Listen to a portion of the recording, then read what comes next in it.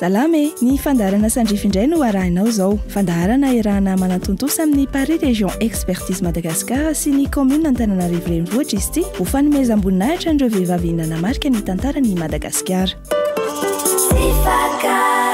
Anio dia Victoire Rasoamanarivo no ampafantarina antsika. Izy no vehivavy olo-tsambatra malagasy voalohany araka ny finoana katolika romanina, araka ny nambaran'ny Papa Joany Paul faharoa tamin'ny 30 aprily 1727. Ny 20 aogositra kosa no andro ankalazana azy. Teraka tao anatin'ny fifanandrinana tamin'ny fanjakana sy ny fivavahana kristiana ny Victoire Rasoamanarivo. Isan'ireo mpianatra voalohany tao amin'ny kolejy izay natsangan'ny jezuita frantsay sy ny religiozy avy amin'ny congrégation ny Masinda Joseph avy any Clonie izy tamin'ny taona 2017. Tiany ny ho religiozy saingy tsy nankasitrahan'ireo misionera izany satria fantatr'izy ireo fa tsy ankasitrahany ny fianakaviany. Nasain'indray aman-dreny nanambady izy tamin'ny volana May 2017 vao 19 taona monja ka nanambady any Radrika zanaka lamatony ny prime ministre Alainilay Arvony. Nisy moa ny horonan-tsary izay navoakan'ny Miguel Prod mahakasika azy. Ino tsika ny fanehoan-kevitra izy ireo mahakasika ny Victoire Rasoamanarivo. Ny antony tena natonga anay ny safidy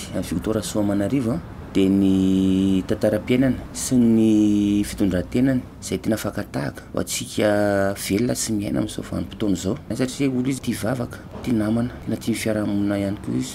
Nefa marisarisa ny olona mamaky boky fa lasa mironona bebe kokoa izy any amin'ny zavatra inoana sy tireny maso. Dia noho izay antony izay tonga anay hoe andao ho réalisena ty film ty mba anampy ny olona amin'ny fiainana andavanandro sy ankahery azy.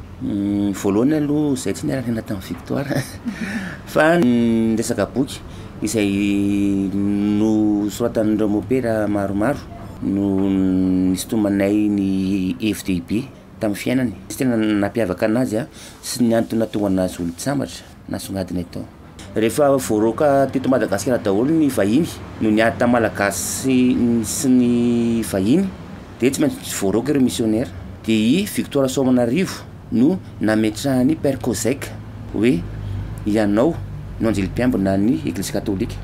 Nilofo tamin'ny finoany sy ny vavakalala ny Victoire. Nandany 3 ora isan'andro ny vavaka tao amin'ny fiangonana Andohalo izy. Tsy momba ny finoana loatra no antony resahantsika azy fa ny toerany teo amin'ny tantara izay lasa mifandraika ho azy amin'ny fivavahana satria olon'ny finoana katolika izy. Rehefa maty ny vadiny tamin'ny 40 taonany dia nanoka tena tanteraka ho an'ny asa apostolika sy ny asa fiantrana ny Victoire. Nitsidika maharitra ny marary sy ny voafonjy izy ary nitondra fanampiana ho an'ireo boka. Nandritra ny ady tamin'ny frantsay dia izy no niaro ny fiangonana. Eto amin'ny tapany faharoan'ny fandarana kosa dia hitondra fanazavana misy kokoa mahakasika ny tantaran'ny Victoire Rasoamanarivo. Itsiora Andriamanantena, mpaintantara no sady italeny ny mozean'ny Saripika Anjoy Antananarivo. Miarava ny Tsiora Andriamanantena tsika iresadresaka mahakasika ny Victoire Rasoamanarivo. Salama ianao. Miarabanareo ato amin'ny studio Sifaka ary mahakasitraka indrindra noho ny fandraisana. Inona moa zany no tena nanosika azy andany tolo-kevitra ny tao andapa tamin'izany fotoana izany?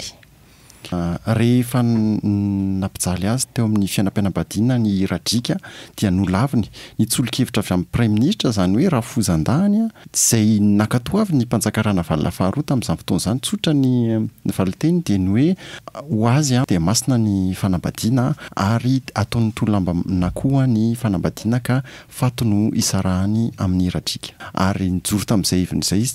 Ankoatra ny resaka mahakasika ny fanambadiana izay dia nanamarika anazy ihany koa ny filofosany tamin'ny finoana.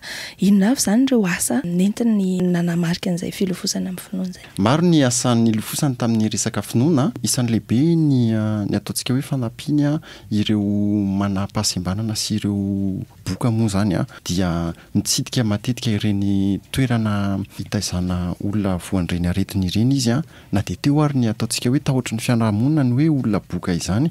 Eo ihany koa ny mampanorona ny fikambanana zanaky Masimaria izay mbola misy mandraka kehitriny ny ataontsika hoe tena nanamarika dia ny tamin'ny taona 327 rehefa noroasina ny Madagasikara daholo ireo misionera noho ny ady nisy teo amin'ny la Frantsa sy Madagasikara dia tsy nisy intsony ireo misionera vahiny ka i Victoire Rasoamanarivo ihany no lasa mpitarika nanakinan'ireo misionera katolika ny fiangonana katolika ka noho izay dia izy no lasa mpitarika ny finoana fiangonana katolika ary nampiely izany manerana ny nosy.